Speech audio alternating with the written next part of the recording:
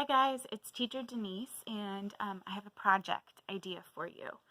The other day, Hannah, my 5-year-old, asked if we had any building blocks because she wanted to make a fort. We do not. We do not have big wooden blocks or anything like that.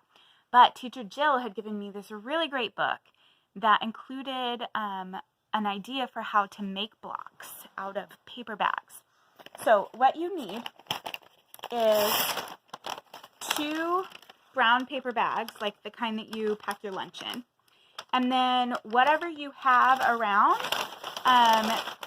to fill it up. So like we had some of these packing things from boxes that we had ordered, and trash that we're going to put in there, and scraps of paper. We did some newspapers.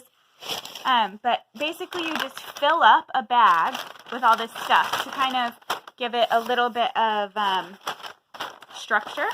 And then you take the other bag and stick it over. This gets a little tricky. So my kids were able to fill the bags completely on their own. Hannah needed a little bit of help fitting the 2 bags together.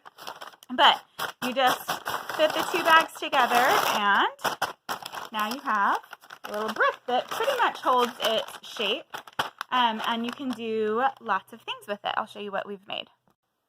So over here you can see that they use the blocks made out of paper bags to make a little shop with the play cash register, and Emily and Hannah put some decorations on it.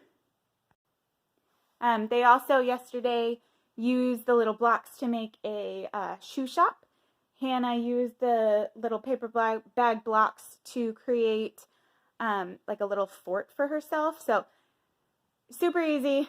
As long as you have paper bags and you have something to fill them, you can have blocks at home. Yay! All right, more tips, more ideas coming soon. Look at my messy house. It is what it is. Bye.